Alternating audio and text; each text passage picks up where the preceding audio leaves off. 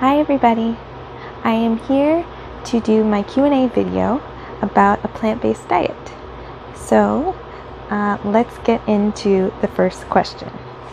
The first question is, what is a plant-based diet? Well, I looked up the definition because I want to make sure that I give the correct answer.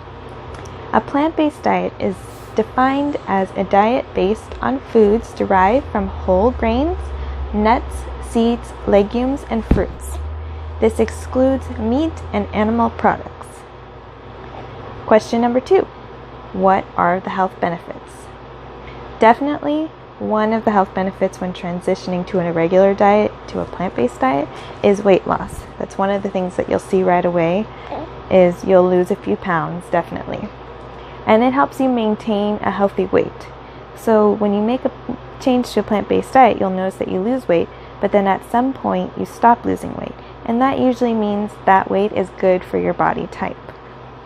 Now, if you continue to lose too much weight, it might mean that you need to add a little bit more fat or carbs to your diet. We definitely want to make sure you're eating enough calories to help maintain a healthy weight. Also, you get a lot more energy. You're less cloudy, you feel more energetic, you actually have the desire to exercise, which is saying something because for me, I hate exercising, but when I made a transition to a plant-based diet, I had this urge to exercise. So that's definitely something you'll notice. Another thing is you have overall better health. You have more energy, you know, more desire to do things. Your actual health will be better, lower cholesterol, lower blood sugar, things like that. Chances of diabetes goes down. It really helps your overall health. So there's a lot of upsides to transitioning to a plant-based diet. Question number 3 is like a question that everybody gets when they switch to a plant-based diet. Where do you get your protein? A lot of people don't know that all fruits and vegetables have protein. It's kind of sad because that's something that everyone should know already. They should be teaching that in school, But they don't. A lot of people don't know that. So obviously sources of protein would be fruits and vegetables. Also, lentils, beans, nuts, seeds, grains all contain protein. And the average adult needs 55 grams of protein a day, which is a lot. So on a plant-based diet, you can eat a lot more because, a lot of the foods are lower in calories, but you're also getting plenty of protein from your plant-based foods. Question number 4, what about B12? That is an interesting question. Some people think that you can only get B12 from meat. And what they don't know actually is that meat doesn't naturally contain B12. A lot of times cows and pigs are injected with B12 before they are slaughtered to be eaten. So the reason that there's B12 in meat is because it's given artificially to the animal before they are eaten.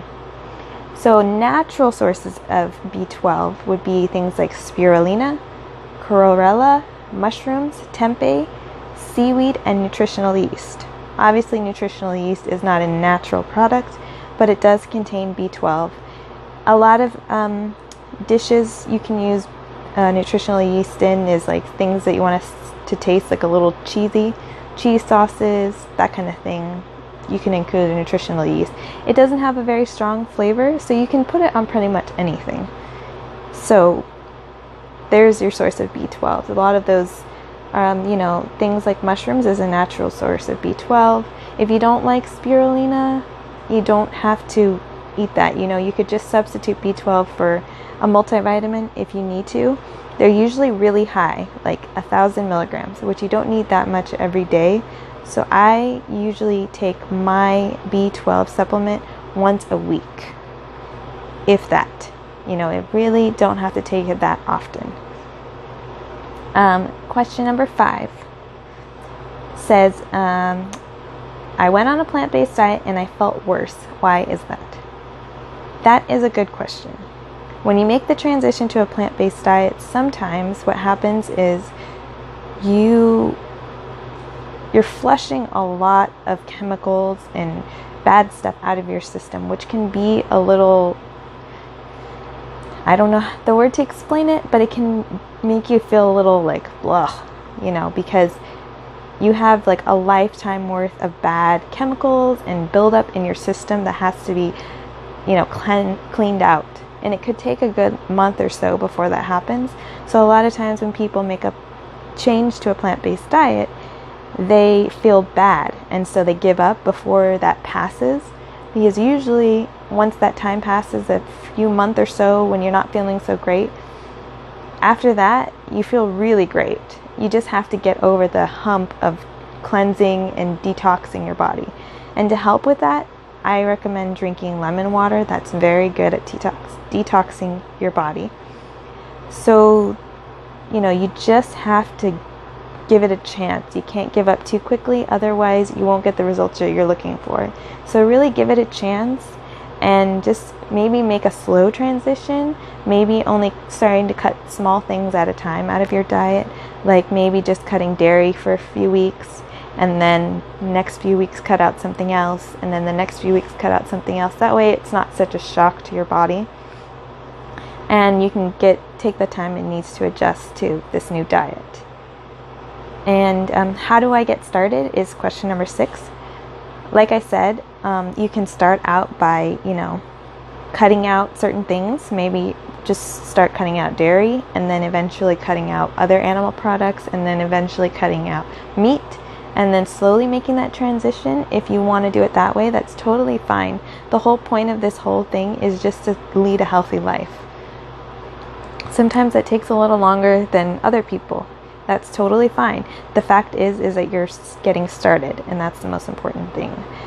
Also, I would recommend, keeping account of your calories, because when you make a transition to a plant-based diet, plants are lower in calories, and even though you're eating a lot, you may not be eating enough calories. So you have to definitely bulk up your meals. Maybe eating foods higher in calories, fruits and vegetables, things like, bananas have a higher in carbs. They're higher in calories than, let's say, lettuce or something. So let's make sure you bulk up your calories when you make that change. And what else? You could, if transitioning is a little hard, I don't encourage eating processed vegan foods, but when you're making that change, it might be hard to give up certain things like cheese. So why not try an alternative cheese, like a vegan cheese? And eventually you can exclude it from your diet. But just to get started, just try replacing some items with, vegan versions of those items. Another thing is try out new recipes. It can be hard to give up certain things if you're trying to replace it with a plant-based version, because it's not going to taste the same.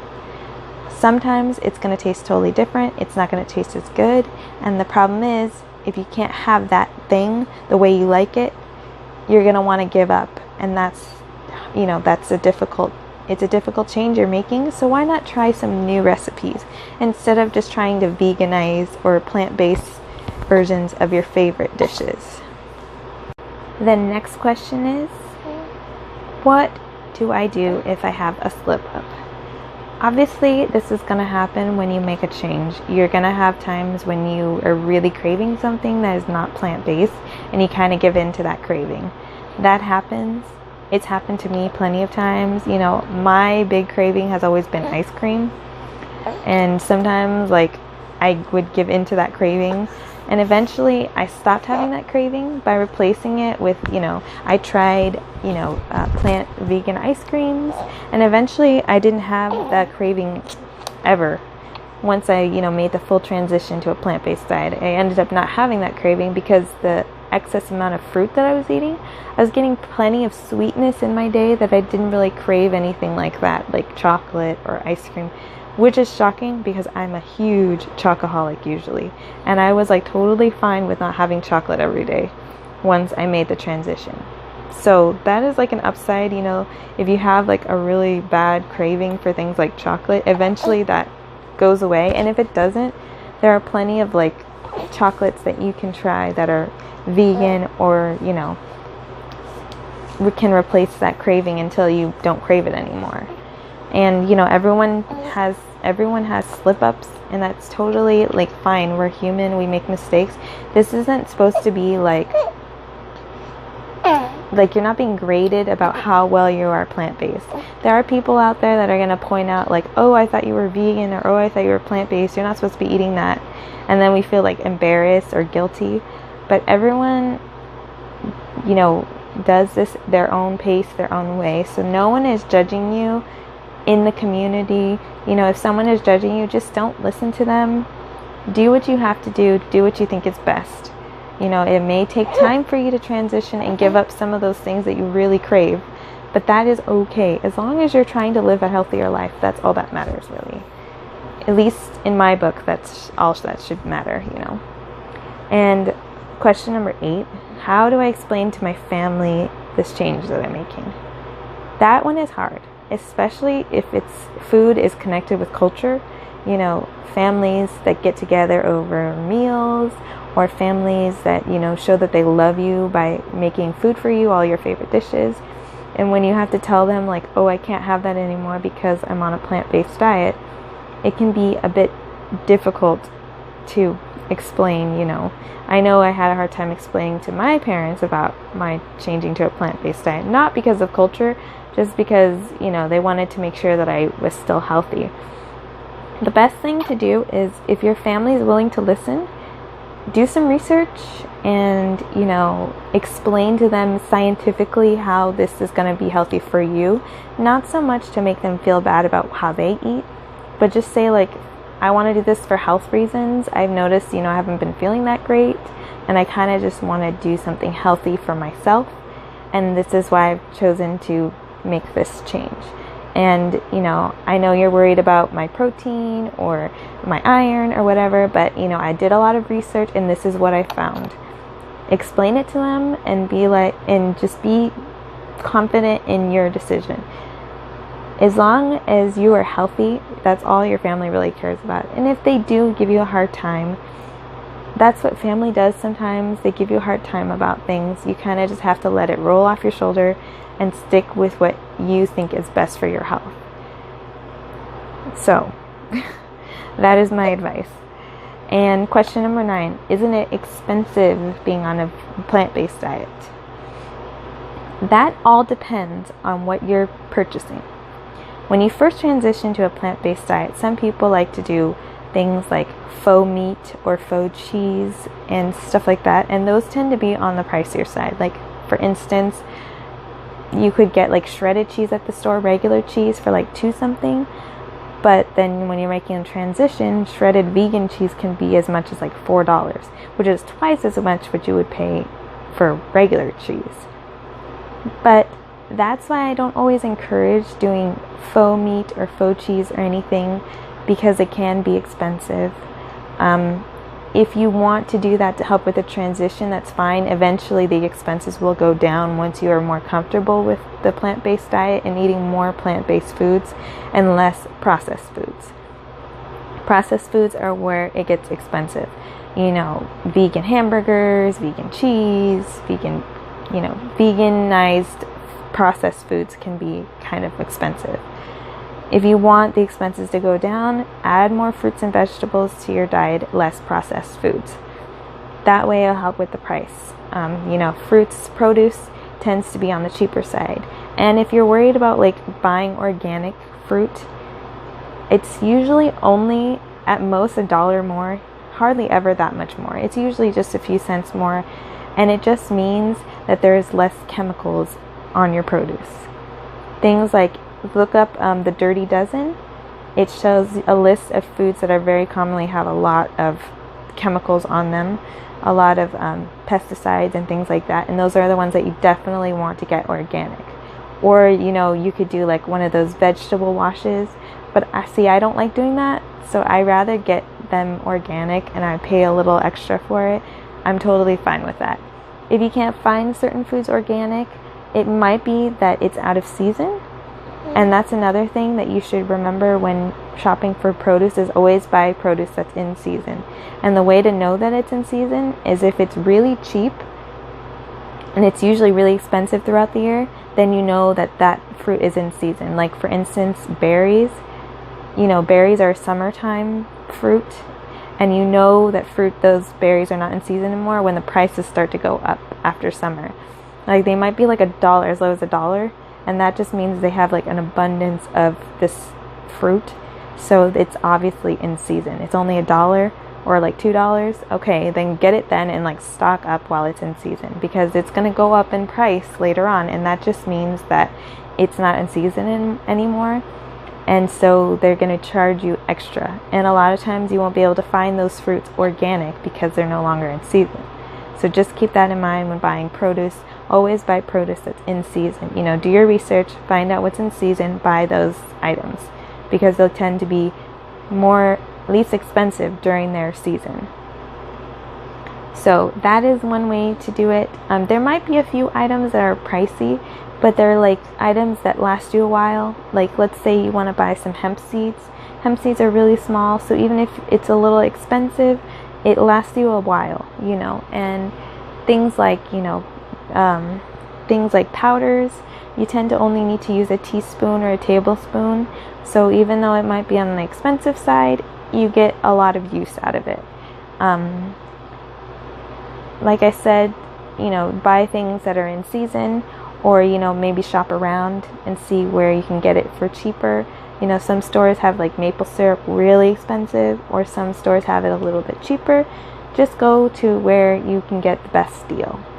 You just have to put a little work into it. Just like if you, want a really expensive cut of meat, you're not going to want to pay top dollar for it all the time. You might want to shop around and get a better deal for it. You have to do the same thing when you do a plant-based diet. Sometimes you have to shop around to get the best price. So that's how I recommend helping with expense. Buy things that are in season and shop around for the best price. 2 very good tips. I'm sorry it took me so long just to explain those 2 tips, but those are my tips for decreasing the expense. And the last question, what if it's too hard to make the change? Like I said a little earlier, you're doing this for your health and for yourself. If it takes you a little longer to make the transition, that's totally fine. Go slow, replace things here and there, cut things out slowly. If you don't want to like shock your system by going cold turkey, just start cutting things out as you go. Every few weeks, cut something out and replace it with something really good that you really like. Like if your favorite food is in your favorite fruit or vegetable is in season at that time, cut something out and add like a ton of that fruit or vegetable to your diet during that season. So that way you feel like excited about the process. You want to feel excited so that you don't give up too quickly. And that's the most important thing, is just sticking with it and doing it to make yourself feel good. And that's the point of this whole process, is to make yourself healthier and to feel better about your health, and your body and everything will come along with, just doing the best that you can. And I mean, if there are people out there judging you about how you're making this transition, just don't listen to them. Listen to what your body is telling you. If it's telling you like, whoa, that's too much too soon, then listen to it. Maybe you just need to take it a little slower. If it's like, yeah, I feel great, let's cut out something else, then go with that. I feel like exercising today. Exercise. You don't have to exercise like an hour a day. It could be 15 minutes a day. It could be half an hour a day. Do what you feel makes you feel your best, and that's all that matters. And if just find people who give you support and have your best interests at heart.